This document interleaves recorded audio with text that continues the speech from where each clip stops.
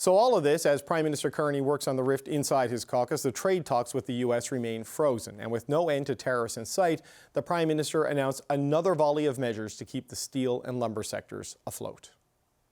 We estimate that U.S. tariffs and the uncertainty that they're creating will cost Canadians around 1.8% of GDP.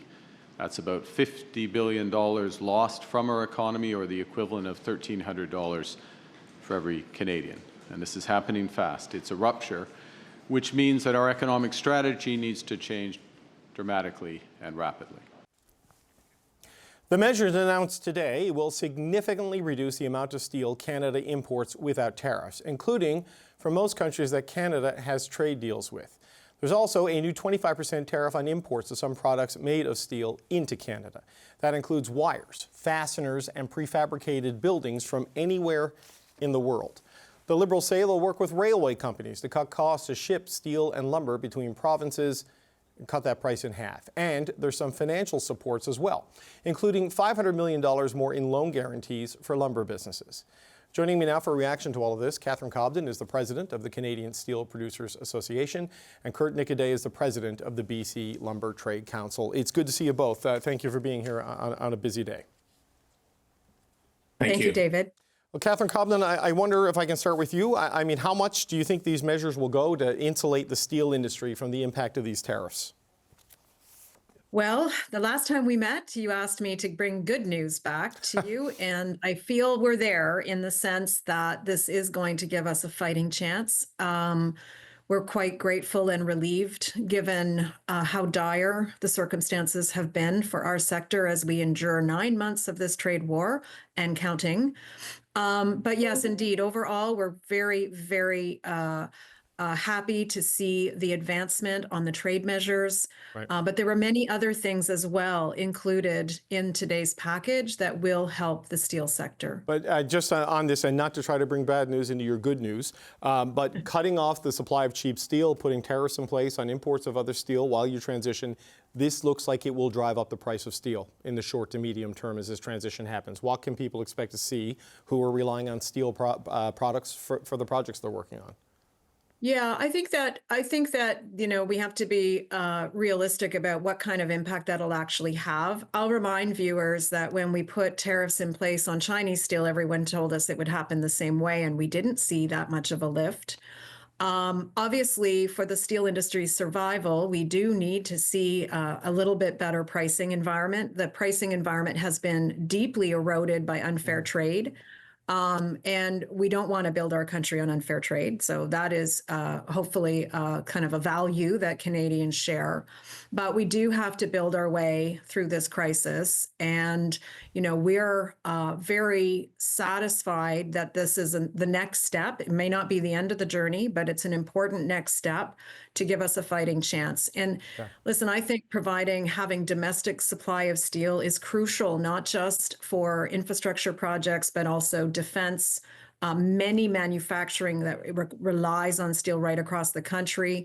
I just want to reassure everyone, we make about 80% of everything that the country needs. And what we don't make, they're not affected by these measures. So we're only asking our government, we've only been asking the government to take measures and steps on things we produce. Mr. Niquidet, Canadian softwood faces tariffs of more than 45% from the United States. How far does $1 billion in loans and promises to cut interprovincial shipping costs help your industry deal with all of this? Well, it's a step in the right direction, but ultimately to address the issue, really we do need to get to the table and work out a negotiated settlement with the U.S.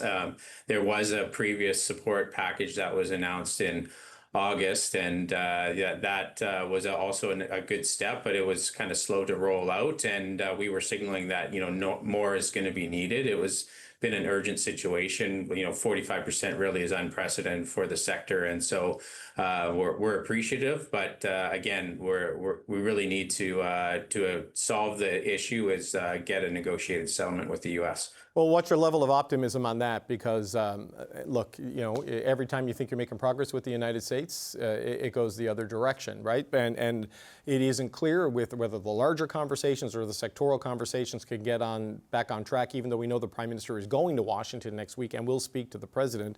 Where do you think things are right now on those conversations? It's very unpredictable. It's a complex, difficult situation. We understand that, but we have been working with the federal government, senior officials, on what a negotiated solution could look like. And I think we need to just try to get the door open, and there needs to be more engagement. And it's a complex situation, but we need to make sure that it's a priority. And I think we were concerned that we weren't a priority sector, and I think we've really worked hard with the federal government to just show just how important the forest industry is for the nation. 200,000 jobs across the country, and that are really being impacted. And again, getting a negotiated settlement is going to be in the best interests of both countries in order to support workers and companies on both sides of the border. Catherine Cobden, unfortunately, we seem to keep adding sectors to the priority list as this drags on, right? And as the economic damage gets worsened. So I know these shifts and these protections on the steel sector is designed to give some time for the sector to adjust and fill some of the gaps here. I mean, how close are you to being ready as an industry to do this? Because I know the changeovers, they're not fast. So how quickly do you think it can be up to the speed that there is a self-sufficiency on the rest of these products?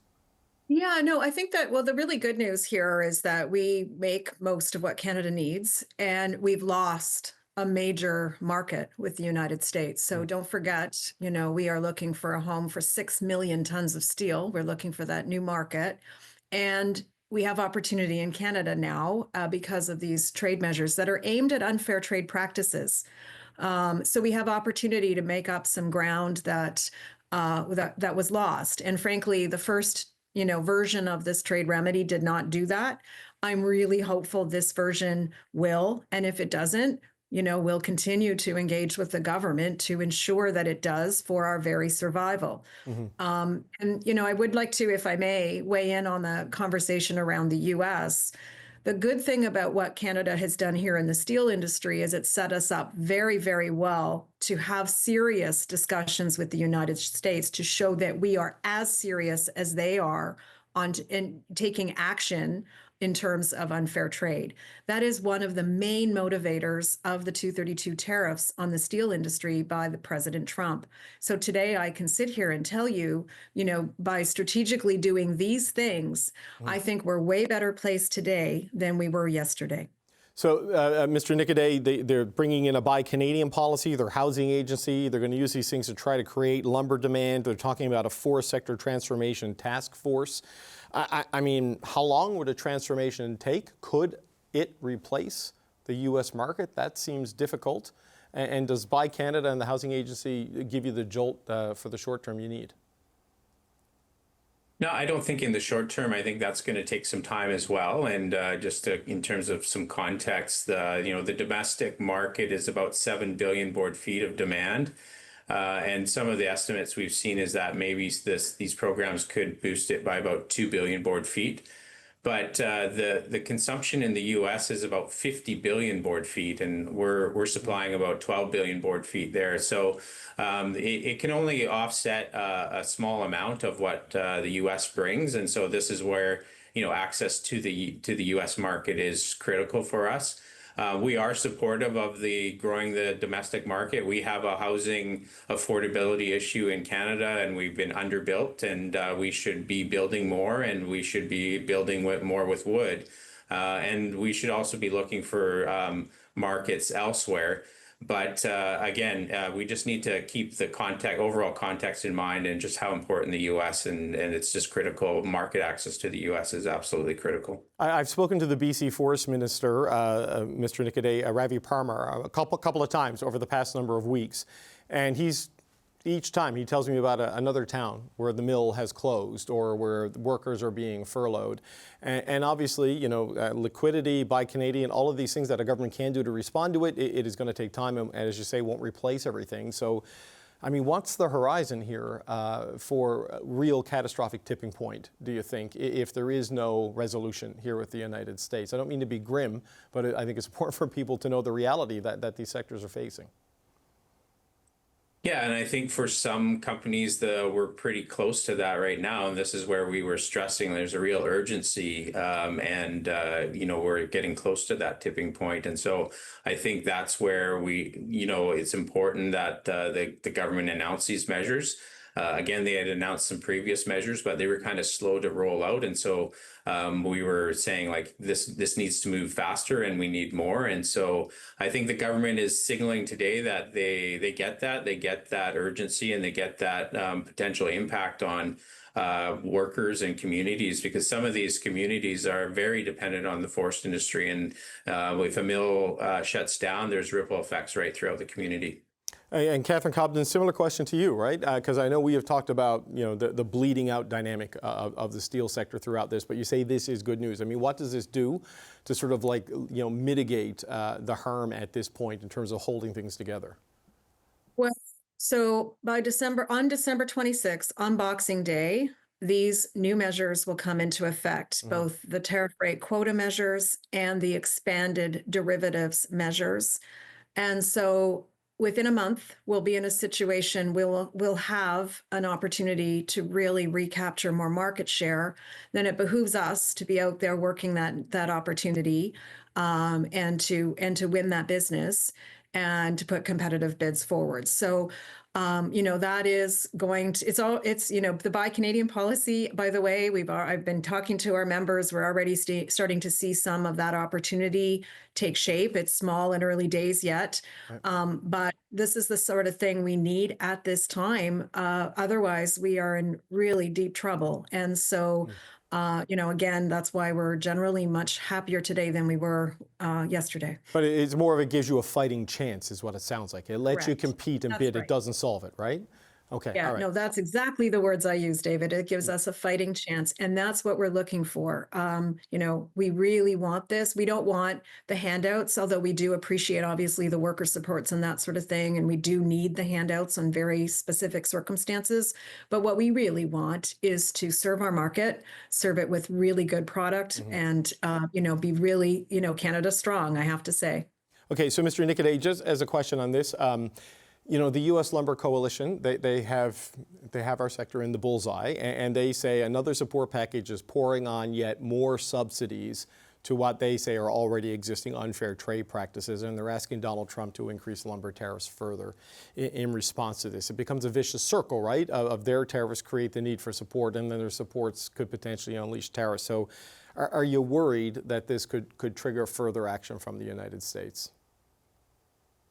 Well, I think the situation, I think the government needed to respond. A lot of communities and workers were suffering, and what we're facing right now with the 45% tariffs was completely unjustified.